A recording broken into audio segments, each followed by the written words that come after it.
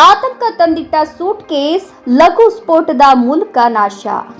ಕೋಲಾರ ಹೊರವಲಯದ ಟಮಕ ಬಳಿಯ ರಾಷ್ಟ್ರೀಯ ಹೆದ್ದಾರಿ 75ರ ಬಳಿ ಸರ್ವಿಸ್ ರಸ್ತೆ ಪಕ್ಕ ಬೆಳಿಗ್ಗೆ ಪತ್ತೆಯಾಗಿ ಆತಂಕ ಸೃಷ್ಟಿಸಿದ್ದ ಸೂಟ್ಕೇಸ್ ಅನ್ನು ಬೆಂಗಳೂರಿನ ಬಾಂಬ್ ನಿಷ್ಕ್ರಿಯ ದಳದವರು ಡಿಟೋನೇಟರ್ ಮೂಲಕ ಸ್ಫೋಟ ಮಾಡಿ ನಾಶಗೊಳಿಸಿದರು. 3 ಬಾರಿ ಪರಿಶೀಲನೆ ನಡೆಸಿದ ನಿಷ್ಕ್ರಿಯ ದಳದವರು ಸೂಟ್ಕೇಸ್ ಇಟ್ಟು ಸ್ಕ್ಯಾನರ್ ಮೂಲಕ ಲ್ಯಾಪ್ಟಾಪ್ನಲ್ಲಿ ವಿಶ್ಲೇಷಿಸಿದರು.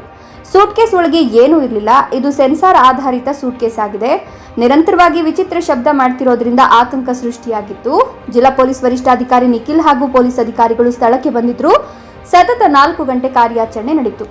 ಕ್ರೌನ್ ಕಂಪನಿಯ ಅತ್ಯಾಧುನಿಕ ಸೂಟ್ಕೇಸ್ ಎಂಬುದು ಗೊತ್ತಾಗಿದೆ. ಸೂಟ್ಕೇಸ್ ಅನ್ನ ಯಾರು ತಂದು ಹಾಕಿದ್ದಾರೆ, ಉದ್ದೇಶ ಏನು ಅನ್ನೋದರ ಬಗ್ಗೆ ಡಿವೈಎಸ್ಪಿ ನೇತೃತ್ವದಲ್ಲಿ ತನಿಖೆ ನಡೆಸಲಾಗುವುದು ಅಂತ ಕೋಲಾರ ಎಸ್ಪಿ ನಿಖಿಲ್ ತಿಳಿಸಿದ್ದಾರೆ. ಕೋಲಾರ ಔಟ್ಸ್ಕರ್ಟ್ಸ್ ತಮಕ ಜಾಗದಲ್ಲಿ ಒಂದು ಅನುಮಾನಾಸ್ಪದ ಬ್ರೀಫ್ ಕೇಸು ನಮ್ಮ ಗಮನಕ್ಕೆ ಬಂದಿದೆ. ಈ ಒಂದು ಬ್ರೀಫ್ ಕೇಸಿಂದ ಒಂದು ಅಲಾರಾಮ್ ಶಬ್ದ ಕೇಳಿ ಬರ್ತಾ ಇತ್ತು. ಈ ಒಂದು ಇನ್ಫಾರ್ಮೇಷನ್ ಸಿಕ್ಕಿದ ತಕ್ಷಣವೇ ನಮ್ಮ ಡಿಸ್ಟ್ರಿಕ್ಟಲ್ಲಿರುವ BDDS ಟೀಮು ಮತ್ತು ಅಗ್ನಿಶಾಮಕ ದಳ ಮತ್ತು ನಮ್ಮ ಎಲ್ಲ ಪೊಲೀಸ್ ಸ್ಟಾಫ್ ಅವರು ಈ ಜಾಗಕ್ಕೆ ಬಂದು ಈ ಜಾಗವನ್ನು ಕಂಪ್ಲೀಟಾಗಿ ನಾವು ಕಾರ್ಡನ್ ಆಫ್ ಮಾಡಿದ್ವಿ. ಕಾರ್ಡನ್ ಆಫ್ ಮಾಡಾದಮೇಲೆ ಬ್ಯಾಂಗ್ಳೂರಿಂದ ನಮ್ಮ ಸ್ಟೇಟ್ BDDS ಟೀಮನ್ನು ಕರೆಸ್ಕೊಂಡು ಅಲ್ಲಿನ ಎಕ್ಸ್ಪರ್ಟ್ ಆಗಿರುವ ಇನ್ಸ್ಪೆಕ್ಟರ್ಸು ಮತ್ತು ಸಬ್ ಇನ್ಸ್ಪೆಕ್ಟರು ಮತ್ತು ಸ್ಟಾಫ್ ವಿತ್ ಎಂಟೈರ್ ಎಕ್ವಿಪ್ಮೆಂಟ್ಸ್ ಅವರು ಬಂದಿದ್ದರು.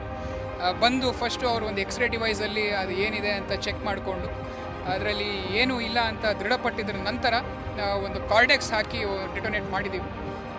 ಡಿಟೋನೇಟ್ ಮಾಡಾದಮೇಲೆ ನಮಗೆ ಎಲ್ಲಿ ಅಲಾರಾಮ್ ಶಬ್ದ ಬರ್ತಾ ಇತ್ತು ಆ ಸರ್ಕಿಟ್ ನಮ್ಮ ಕೈಗೆ ಸಿಕ್ಕಿದೆ.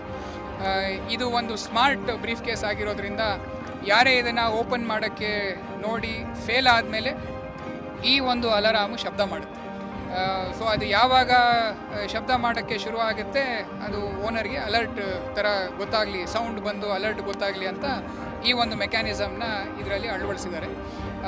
ಈ ಒಂದು ಕಾರ್ಯಾಚರಣೆಯಲ್ಲಿ ನಮ್ಮ ಇಂಟೆಲಿಜೆನ್ಸ್ ಡಿಪಾರ್ಟ್ಮೆಂಟಲ್ಲಿ ಕೆಲಸ ಮಾಡ್ತಿರುವ ಇನ್ಸ್ಪೆಕ್ಟರ್ಗಳು, ಸಬ್ ಇನ್ಸ್ಪೆಕ್ಟರ್ಗಳು ಮತ್ತು ಅಲ್ಲಿನ ನಮ್ಮ BDDS ಎಕ್ಸ್ಪರ್ಟ್ ಸ್ಟಾಫ್ ಶಶಿಧರ್ ಅವರೆಲ್ಲ ಒಂದು ಒಳ್ಳೆ ಕೆಲಸ ಮಾಡಿದ್ದಾರೆ. ಇಲ್ಲಿ ಕಾರ್ಡೆಕ್ಸ್ ಕೂಡ ಹಾಕಿಬಿಟ್ಟು ವಿತ್ ಮಿನಿಮಮ್ ಎಕ್ಸ್ಪ್ಲೋಷನ್ ಅವರು ಡಿಟೋನೇಟ್ ಮಾಡಿಸಿದ್ದಾರೆ.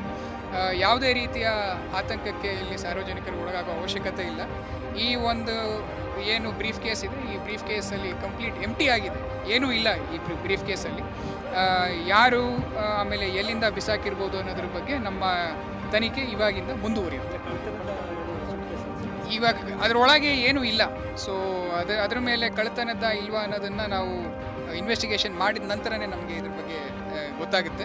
ಅದಕ್ಕೋಸ್ಕರನೇ ನಾವು ಒಂದು DSP ಮುಖಂಡತ್ವದಲ್ಲಿ ಈ ಒಂದು ಟೀಮನ್ನು ನಾವು ರೆಡಿ ಮಾಡಿದ್ದೀವಿ.